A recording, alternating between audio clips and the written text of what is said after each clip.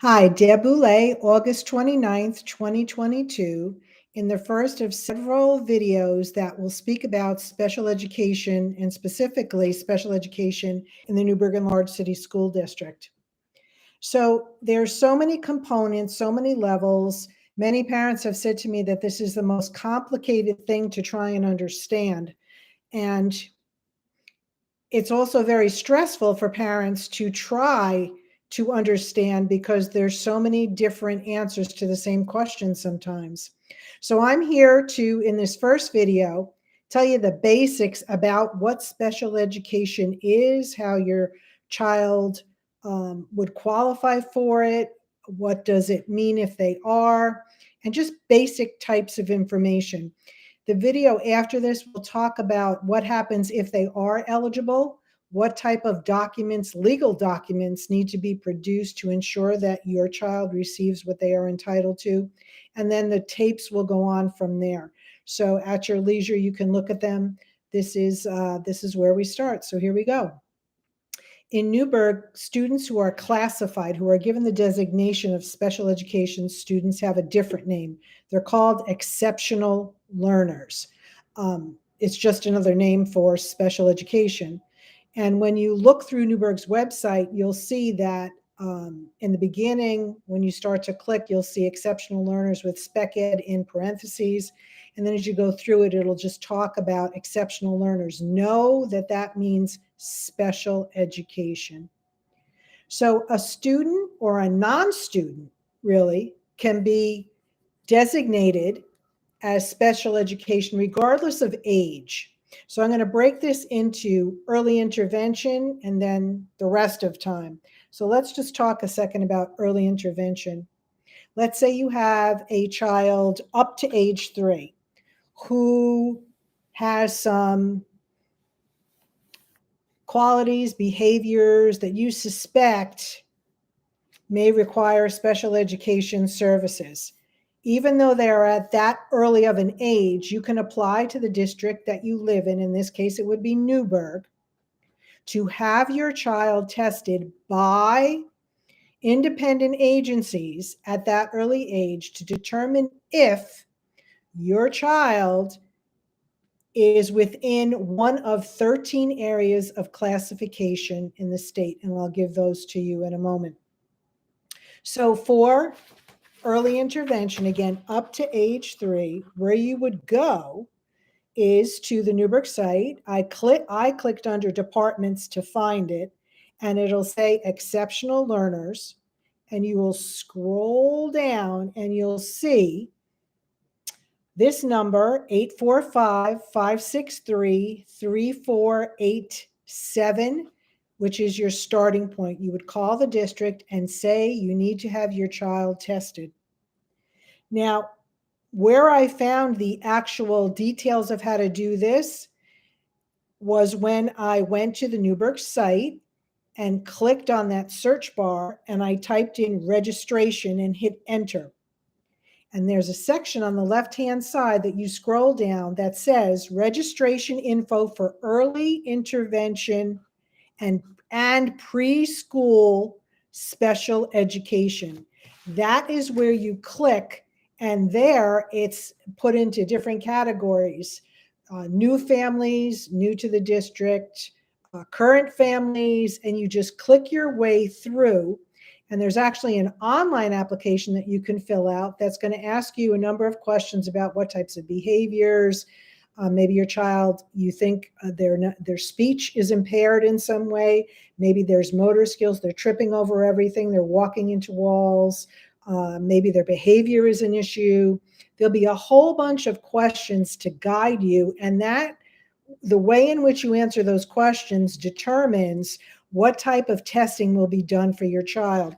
Once that's received by the district, you'll be contacted and you'll be given a list of places, certified places that will come to either the daycare that your child is in or some other facility to actually do the testing.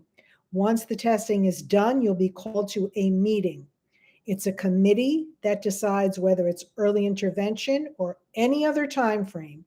It is the committee that decides if a child is classified or not. Early intervention up to age 3, preschool up to kindergarten, next section.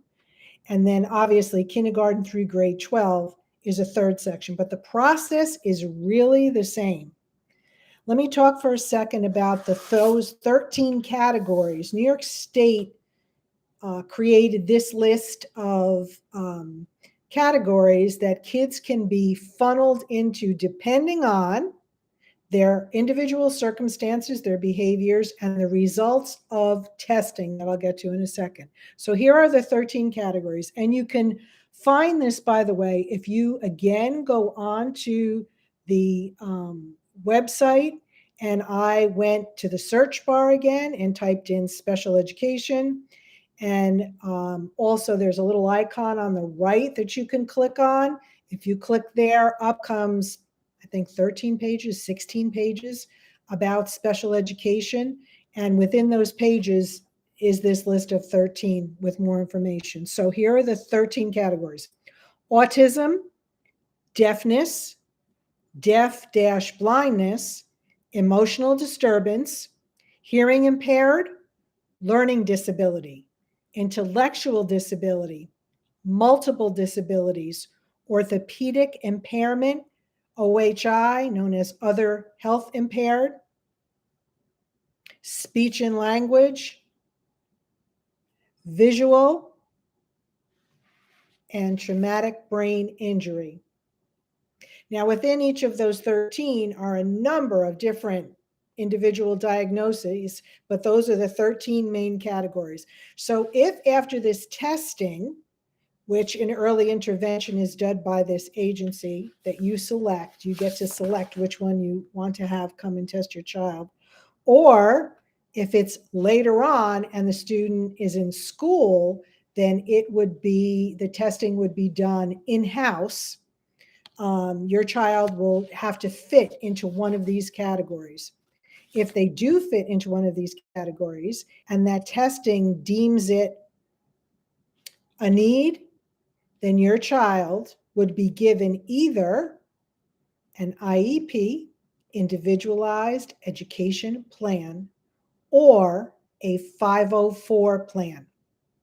Both of those outline what it is your child needs.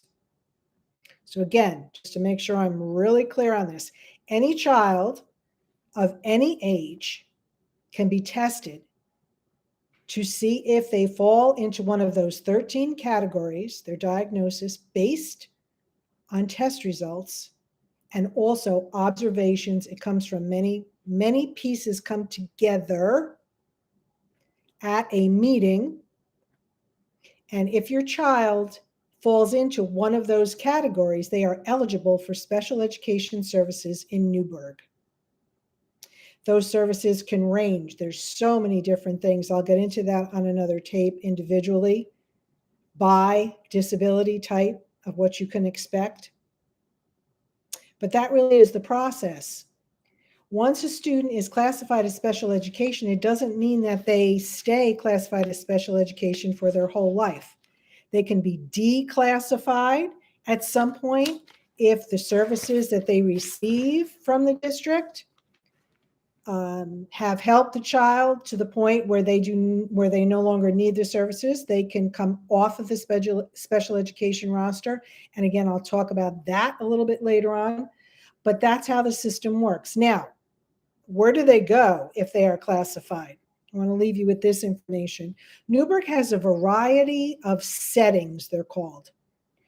And according to the law, the student needs to be placed in the least restrictive setting. So if, for example, let's say someone has a slight speech impediment that doesn't really impact many other things, you would never take that child and put them in a class of just 8 students with 1 teacher and 3 aides, 4 aides. You wouldn't do that. That child most likely will go into an integrated co-teaching class. And I'll explain what that is. So based on all the information, the setting is determined. And this is critical. And I'm going to use part of the next tape to explain the real differences between these. But for this first tape, I want to get the information to you. So the least restrictive of what is offered is this thing called consultations. So your child could have an indirect consult or a direct consult. Direct consult means there is a special education teacher who meets with your child once a week, twice a week, whatever's prescribed, and checks on their progress. Indirect means that the special education teacher does not meet with your child, but instead meets with your child's teachers once a week, whatever again is prescribed. So that's the least restrictive. Then we have what's called a resource room.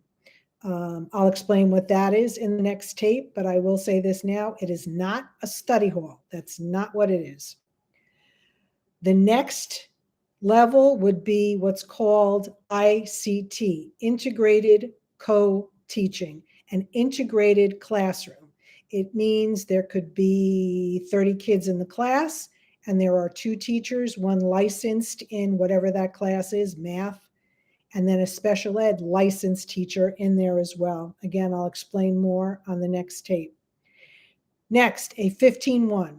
The maximum number of students in that class would be 15 with 1 teacher. Next, a 12-1-1. 12 students maximum, 1 teacher, 1 teaching assistant. So from the 12-1-1 all the way up to the consults, all students are taught the same curriculum. There's no difference in what is taught. All students, except for students that are in a work program that I'll explain on the next tape, and that's few and far between, a few handfuls of students in the entire system, have to take the Regents exams, have to earn so many credits in high school, have to progress year to year. So that's one distinction I want to make sure that you are clear about. If your child becomes classified in special education, it doesn't mean that they have a limited curriculum, they learn less, they're responsible for less work. It doesn't mean that at all. Lower than the 12-1-1 from the restriction standpoint would be an 8-1-2. We have some of those in the district sprinkled here and there. That means 8 students, 1 teacher, at least 2 teaching assistants in the class. If when your child is classified, it's deemed that they need more restrictive than the 8-1-2, like a 6-1-4, or even more restrictive, those services would have to be provided by Newburgh, but Newburgh is going to farm that out. Maybe your child would need to go to BOCES to get a specific program there, and there's other sites that Newburgh uses to do that. And Newburgh pays for that. You do not. So that's a basic overview of what special education is.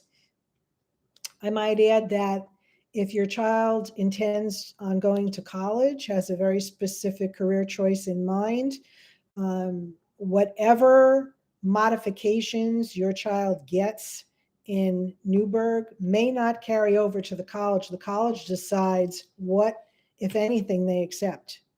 So the goal always is that if you have a child who is in special education, that they attain a level of proficiency so that they can graduate high school and that they can go to college and be successful there.